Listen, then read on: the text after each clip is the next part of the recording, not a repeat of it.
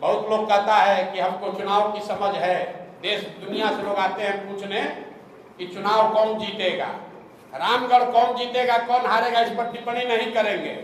लेकिन जिस सज्जन का आप नाम ले रहे हैं, जगतानंद और आरजेडी यहाँ तीसरे या चौथे पायदान पर रहेंगे, नहीं रहेंगे तो हमारा आकर गर्दन पकड़िएगा, ये बयान चला दीजिएगा, ये बयान दोनों चलाइएगा कि प्रशांत किशोर ने कहा है कि तुम जीतने की बात छोड़ो, दूसरे नंबर पर आकर दिखा दो, मैं मान लूंगा कि रामगढ़ की जनता में तुम्हारी पकड़ है।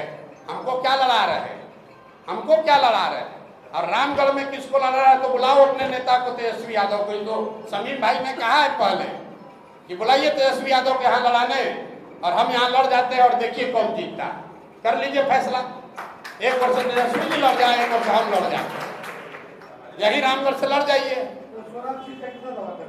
अरे जीत हम अपन दो बात है, जनसुराज जीत हार का दावा नहीं कर रहे, जनसुराज की बात किनारे हमने कह दी, लेकिन प्रशांत किशोर चुनाव जानने, लड़ाने और आकलन करने के लिए ही आप हमको जानते हैं, देश जानता है।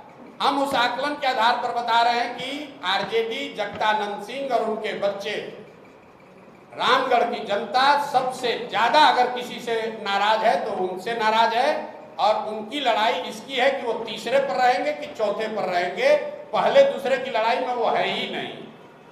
तरारी में लेफ्टिनेंट जनरल एसके सिंह जो सेना में वाइस चीफ रहे हैं, उनके इलेक्टोरल रोल के नाम को लेकर जिला प्रशासन ने बात उठाई है। उनका ये कहना है कि इलेक्शन के कमीशन के रूल में ऐसा है कि आप बिहार के हैं, लेकिन अगर बिहार के किसी विधानसभा क्षेत्र में आप मतदाता के तौर पर रजिस्टर नहीं हैं तो आप चुनाव नहीं लड़ सकते। ये वहाँ के अधिकारियों ने बताया, उन्होंने इलेक्शन कमीशन को भी लिखा है, लेकिन मैंने जो बात आपको शुरुआती बताई, देखिए कितना प्रो इनकम्बेंट है। जो लड़का करण तिवारी का देश का वाइस चीफ बना आर्मी का, जो सेना को लीड किया सियाचिन में, जो सेना को लीड किया ऑपरेशन पराक्रम में, उस आदमी को वो अपना इलेक्ट्रिसिटी बिल है, उसका जमीन है, घर है तरारी में, लेकिन एक रूल बनाकर कह रहे हैं कि नहीं, इनको चुनाव नहीं लड़ने दिया जाएगा क्योंकि तरारी के इनका वोटर लिस्ट में इनका नाम नहीं है।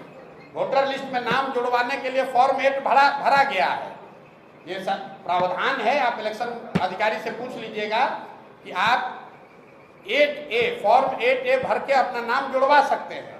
नोएडा से जहां उनका नाम इलेक्टोरल रोल में है, वहां के डीएम ने नोटिफाइड करके जारी किया है कि यहाँ पर इलेक्टोरल रोल में ये है। जनरल साहब की पत्नी की डेथ हुई है 2020 में, उस समय तक वो बिहार के वोटर लिस्ट में थे, लेकिन पत्नी के डेथ होने के बाद वो नोएडा में रहते थे तो उनका इलेक्टोरल रोल में नाम शिफ्ट हो गया, क्योंकि 24 में उनको वोट देना होगा। अब इसी को आधार बनाकर जिला प्रशासन या इलेक्शन के लोग उनको लड़ने से रोकना चाहते हैं, उसको देखा जाएगा। लेकिन इस तरह की चीज तो लोकतंत्र में आती ही रहेगी। आप व्यवस्था के सामने खड़े होइएगा तो जो वहाँ बालू माफिया है, जो हजारों करोड़ रुपया लूट रहा है, वो इतना आसानी से थोड़ी छोड़ेगा। लेकिन जनसुराज भी पीछे हटने वाला नहीं है।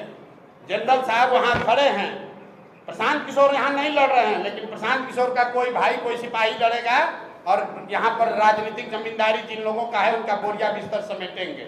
उसी तरीके से तरारी से देश का इतना बड़ा जनरल बिहार का लड़का वहाँ से भूमि और बालू माफियाओं को उखाड़ कर फेंकेंगे ही फेंकेंगे।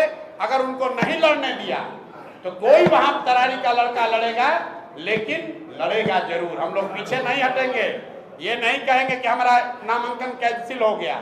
हम लोग लगे हुए हैं, कल या परसों तक निर्णय इलेक्शन कमीशन दिल्ली को देना है कि उनको लड़ने की अनुमति दी जाएगी कि नहीं।